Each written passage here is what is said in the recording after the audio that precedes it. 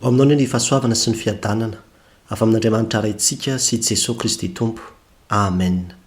Ny tenin'Andriamanitra izay angalantsika ny afatra amin'ny tian'io ty ry havana dia hitantsika ao amin'ny Jaona toko 7:10, andininy 4:30 sy ny 5:30. Jaona toko 7:10, andininy 4:30 ka hatramin'ny 5:30 izay mivaky toy izao amin'ny anaran'ny Tompo. Didy vaovao no omeko anareo dia mba hifankatiavanareo. Eny, aoka ho tahaka ny tiavako anareo no mba hifankatiavanareo kosa. Izany no hahafantaran'ny olona rehetra fa mpianatra io anareo raha mifankatia. Amen. Araka izany ry havana dia ny fampianaran'i Jesosy ny mpianany amin'ny fitiavana. Izany no azontsika mitinana izao ampahatsoratra masina fo izay noraisintsika ho toriana anio izao. Ary misy ireto famarinana telo reto no azontsika asongadina ao anatin'izany. Ka ny famarinana voalohany izay hitantsika eto dia izao hoe nodidiny Jesosy mba hifankatia ny mpianany. Nodidiny Jesosy mba hifankatia ny mpianany. Hitantsika izany amin'ny andininy 4:30 tapany voalohany. Raha verina vakina toy manao hoe didy vaovao no omeko anareo dia mba hifankatiavanareo. Eto tsika ravana dia mahita fa Jesosy no miteny ary mpianany no anambarany izany. Efa tsy ao intsony Jodasy amin'io satria i Jodasy lasa nandeha nivoaka andeha hamadika azy. Dia teo anatrehan'izay indrindra dia nanambary izy hoe didy vaovao no omeko anareo dia mba hifankatiavanareo. Izany didy zany tsy safidy zany. Tsy safidy zany fa zavatra tsy maintsy atao zany. Raha amin'ny teny frantsay dia hoe commandement, zany hoe baiko. Zavatra tsy azo ivalozana zany ary Jesosy zany no mibaiko sy mandidy ny mpianany mba hifankatia. Ny hoe vaovao dia satria raha ny testamenta taloha ny jerevana, ny didy tao amin'ny testamenta taloha dia mampianatra ny olona hamaly faty, ny maso solon'ny maso, nify solon'ny nify, tanana solon'ny tanana. Fa ny Jesosy Kristy tena hoe fitiavana, asetry, na dia ny fankahalana sy ny hoan'ny fahavalo azy. Izay ny mahadidy vaovao azy. Didy vaovao zany ho an'i Jesosy satria tsy izany mihitsy ny nampianarina azy ireo. Nefa dia izany no ampianarin'i Jesosy ireto mpianany reto ary fitiavana. Le fitiavana no ampianarina zany hoe atao didy, baiko, tsy maintsy atao satria io mihitsy no ivon'ny fampianaran'i Jesosy. Raha verenana jerena daholo ny fampianaran'i Jesosy dia mampianatra ny olona hifankatia izy. Ary Andriamanitra mihitsy no fitiavana. Any amin'ny Jaona voalohany toko 4:7 zao dia izany nanambarany Jaona azy hoe ry malala, aoka hifankatia isika fa avy amin'Andriamanitra ny fitiavana ary izay rehetra tia no nateraka Andriamanitra sady mahalala an'Andriamanitra. Izany hoe na le Andriamanitra, na ny fampianarana, na nina dia miivo ao anatin'io fitiavana io daholo. Ka nahatonga amin'ny Toriteny ny fitiavana no lehibe indrindra. Ary izany no ampianarin'i Jesosy amin'ny mpianatra eto. Andidiny azy mihitsy hoe zavatra tsy maintsy ataonareo dia ny mifankatia satria baiko, didy no ambarako anatin'izany fa tsy manome anareo safidy aho. Inona ravana ny lesona azontsika tsoahana avy amin'izany. Mbola mandidy antsika Andriamanitra hatramin'izao ravana mba hifankatia ary mbola didy vaovao foana izany hatramin'izao. Satria ny tontolo misy antsika koa dia tontolo mahita hoe aiza koa nanao an'izany, aiza koa nitia an'izany. Fa vaovao, mbola vaovao mandrakakehitriny zany fitiavana zany rehefa toriana. Angamba misy olona tsy mitovy hevitra aminao mihitsy, mifandona aminao matetika. Ary rehefa manomboka lasa ohatrany hoe tsy dia tena azoazonao tsony koa le olona amin'ny farany. Amin'io dia mandidy ianao Jesosy. Itiany io olona io. Zany mahadidy vaovao azy. Zany mahadidy vaovao azy. Mandidy ianao Jesosy. Tsy manana safidy ianao hoe afaka ny tsy tia azy vena, fa manana didy ianao. Baiko nomeny Jesosy anao amin'ny tian'io ty, hitiany io olona io. Angamba misy olona tena tia tena. Indraindray moa misy an'ireny olona sarotsarotiny difficile be ireny, masika, mahery-teny, mihavona, sarotra resahana. Reny mihitsy no antefan'ny tenin'i Kristy ho antsika amin'ny tian'io ty hoe tiavo. Tiavo ireny olona ireny. Mandidy ianao Jesosy Kristy amin'ny tian'io ty. Ity ireny olona izay ambara hoe olona hafahafa eo amin'ny fiarahamonina reny mihitsy. Le mity manko indraindray mora ihany le izy raha ohatra hoe ny zanaka na olona nafinaritra anao, fa eo mihitsy ny mahavaovao azy hoe mity na dia le olona hafahafa ary. Angamba mety misy olona koa tsy fantatro, olona tsy misy intérêt ho anao mihitsy ny fisiny. ary zay moa indraindray no mahatonga ny olona hoe sarotra le mity satria hoe enona no azoko avy amin'ity olona ity raha anao anazy ny zaozao a raha nome anazy ny zaozao a tsy misy intere ho anao mihitsy le olona reny ny olona reny koa dia andidin'andriamanitra anao ho tiavinao fa tsy zay olona hahazahoana tompontsoa ihany indraindray manko zany ny fiainan'ny olona reny le olona tena hoe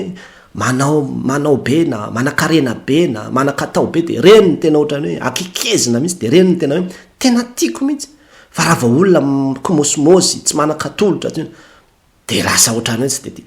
ohatrany hoe hiatakatahana tsy dia tena tiana tony zao dia ho parazita hitsetsitra fotsiny androany ny tompo dia mandidy anao amin'ilay didy vaovao dia ilay didy mpitiavana hity na dia le olona zay tsy hanananao intere mihitsy aza mety misy olona koa mandiso fanantenananao ngambany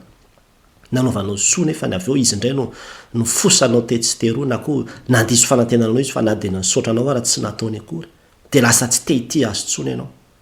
amin'ity an'io ity ny tompo dia mandidy anao koa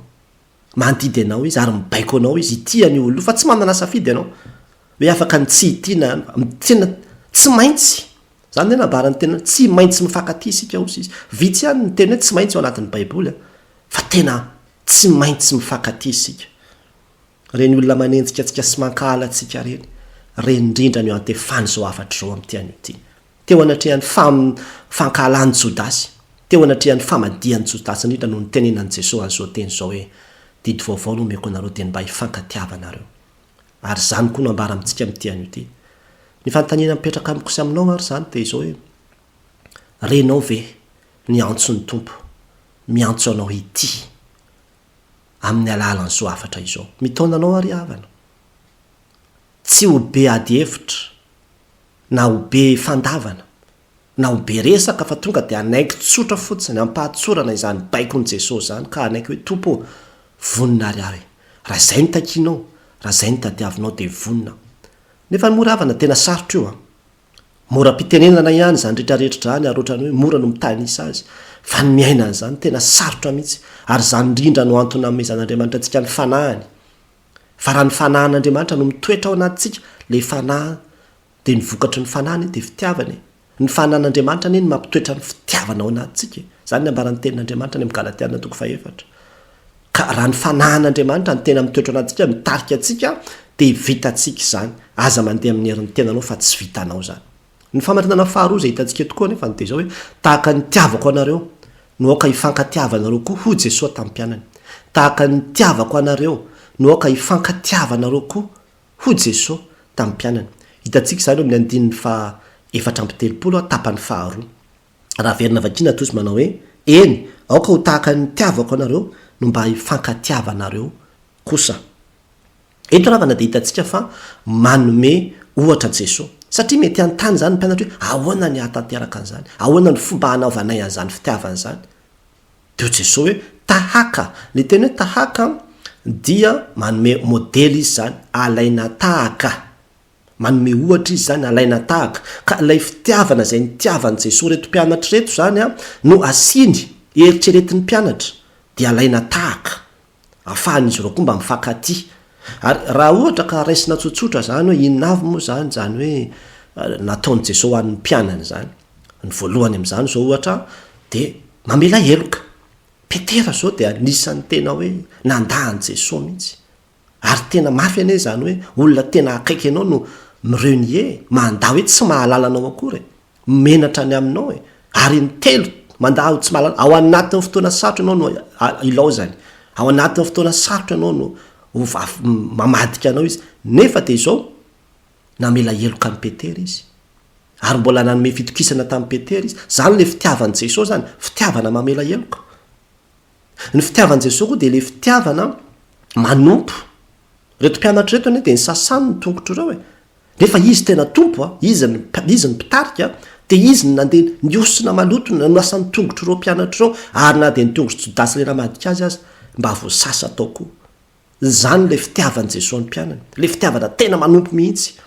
ny fitiavan'i Jesosy ny mpianany dia le fitiavana tsy mitady ny azy tsy mitady tombontsoa tsy hoe andeha ampiasaiko reto mba hampanan-karena every fotsiny ny ravana ny influence nananan'i Jesosy Kristy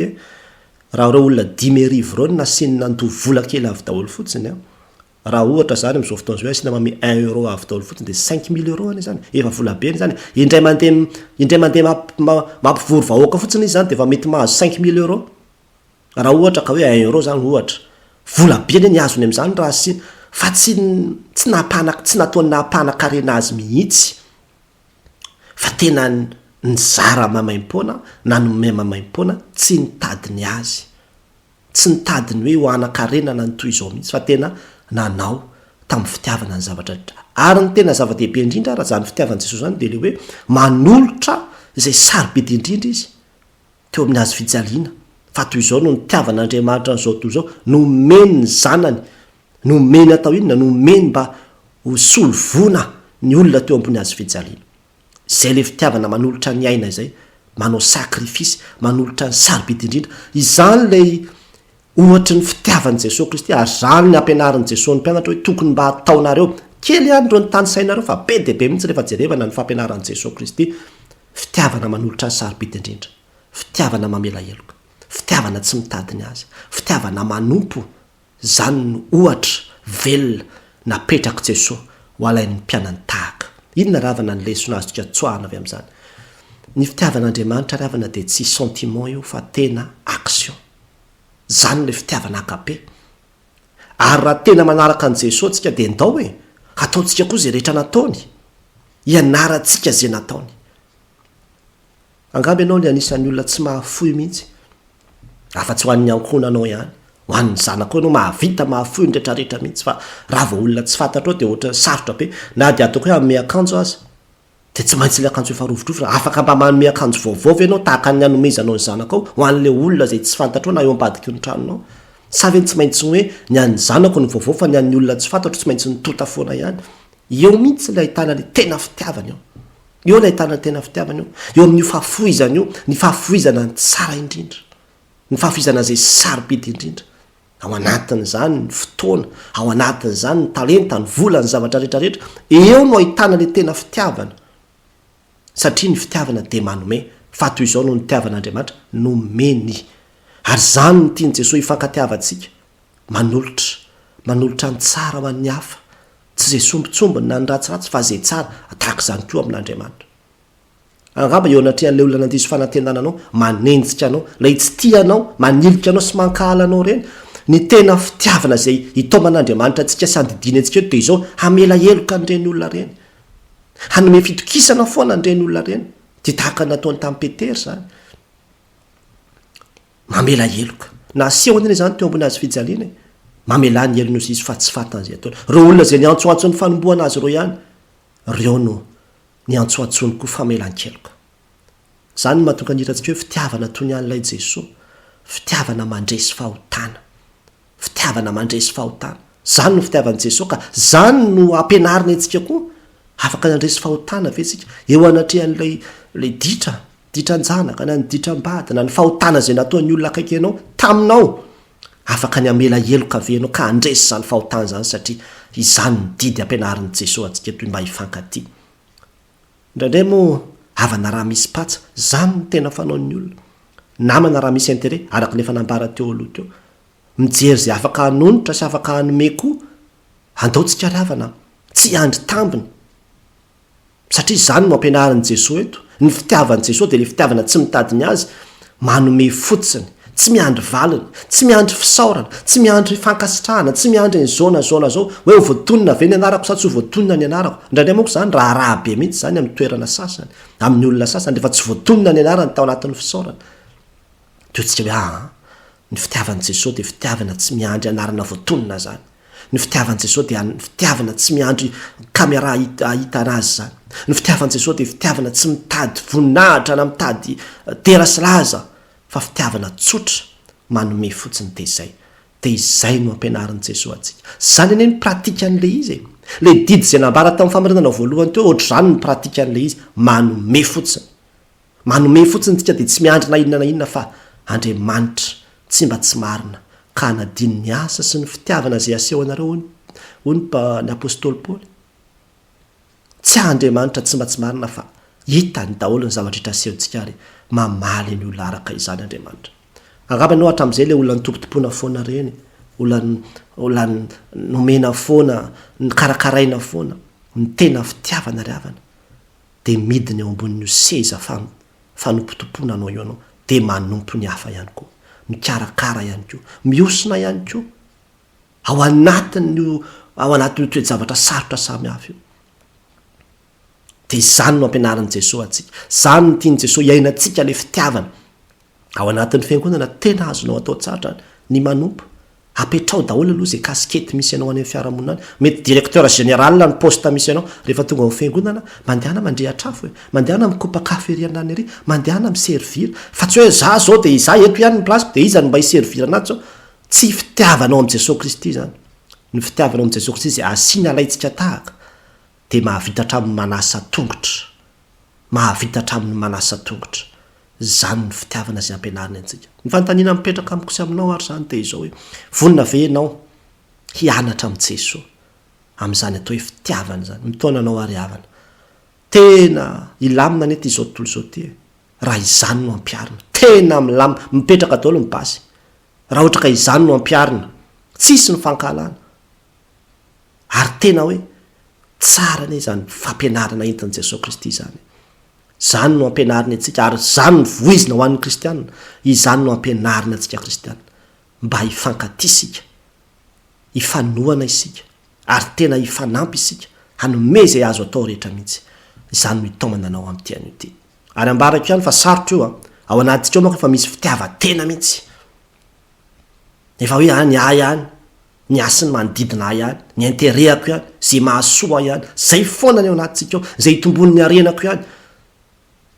de nefa tsy izany ny ampianaran'i Jesosy eto de izay mihitsy le olana ny mandravan'izay ny olana ary ento anatrehan'i Jesosy mihitsy io fitiavan-tena atsika io hoe Jesosy zany mbola tia teny zany mbola mitaditady tombontsoa foana zany mbola zao hoe ambarao aminy mihitsy ny fahalemenao de angatao izy andevina sy amotika an'izany araka le hiran'ny mpanakantotsika hoe le vony re tompo ampianarao ity le vony re ty andry amin'ny masoko ity reo fomba sy tarazo mamatotra pahazo tsy ananako fitiavana angatao mihitsy ry havana mba ho le vony ny tompo mba ho velominy ao anatintsika le tena fitiavana ny famarinana farany zay hitantsika de zao hoe marika ahafantarany olona ny mahampianatro anareo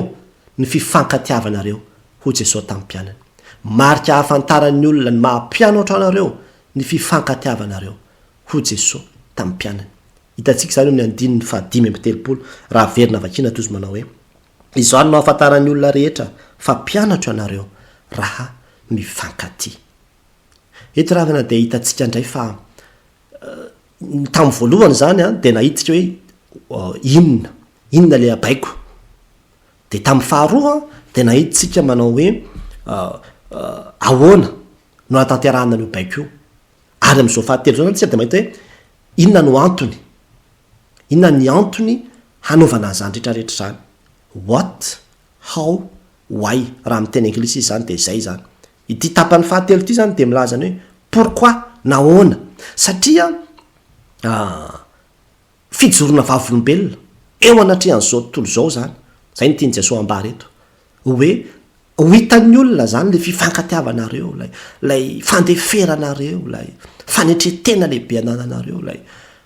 fandresianareo ny fahotana sy ny toy izany de ozy ny olona wow tena tsara tena mpianatry ny tompo mariny reto tena zany marina le maha kristiana ho vakivava ny olona izy ary eo no ahitan'ny olona hoe mpianatro nareo satria za fantatry ny olona hoe zay no nataoko de ho fantatry ny olona hoe tena zao marina le nataon'i Jesosy Kristy tena mpianatry ny tompo mariny reto zany hoe lasa tonga ambasadoran'i Jesosy Kristy ambasadoran'ny fitiavana zany reto mpianatra ireto eo anatrehan'izay rehetrarehetra zay de zany ny zavatra hita tiany Jesosy hoe zavatra hitan'ny olona ny ivelany zany de le fitiavana eo zany ny ahafantarana le tena maha kristianina io le fitiavana io zany izy no ahafantarany olona fa mpianatra amantarana marika amantarana ny mahampianatra Jesosy Kristy zany io fitiavana io eo zany ny tena hitana hoe ity olo tia tena mpianatra marina de ity tsy mpianatra Jesosy Kristy eo amin'io resaka fitiavana io inona ny lesona zay ampianarina atsika ao anatiny zany tadidio fa ambassadeur ny fitiavana ianao eo anivon'ity zao tontolo zao ty maneho le mahandriamanitra fitiavana ny fiainantsika. Indraindray ny zao tontolo zao no manome fifankatiavana modely mpifankatiavana kokoa noho itsika kristianina ary zavatra mampalahelo zany ao atokantrano ao ry havana ataovy tena hitao izany fitiavany Jesosy Kristy zany, le fifankatiavana fifamelana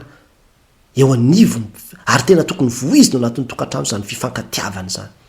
mba hahitan'ny olona rehefa miditra ny tokantranonao dia mahita izy manao hoe tena hafa ity tokantrano ity misy fitiavana fa tsy tokantrano tabataba foana isan'andro adiny mpivady nefa rehefa avy eo mandeha makany am-piangonana ihany manao asa fanompoana ihany tsy ny filanjana baiboly anie ny maha-kristianina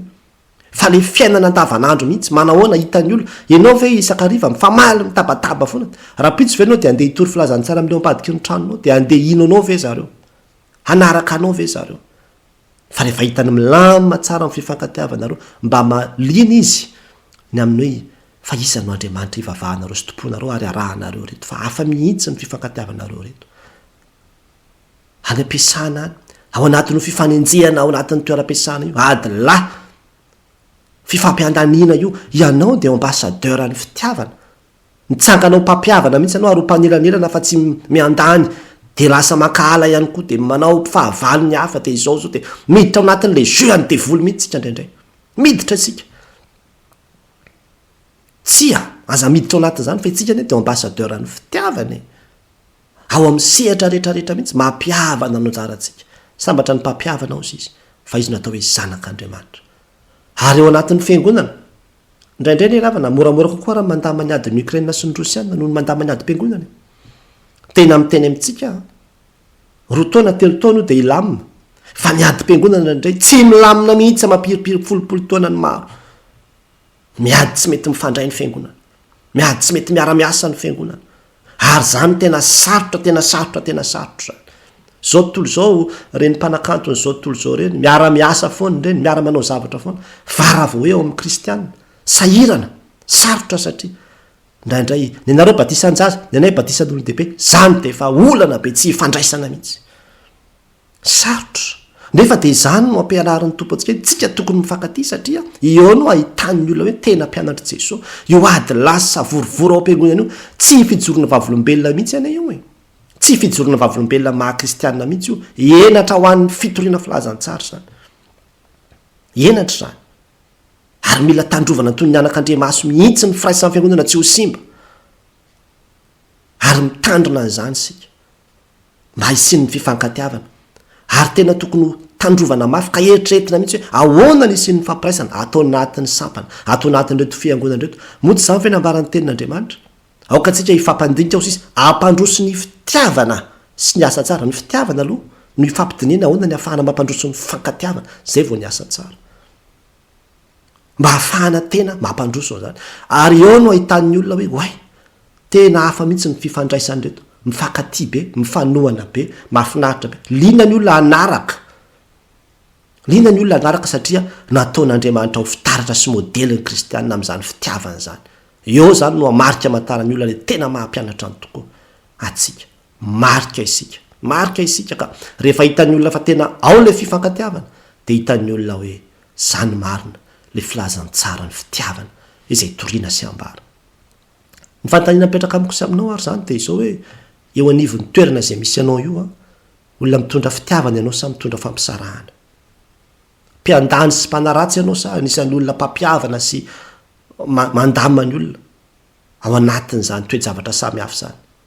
mitondra anao ary havana amin'ity an'io ty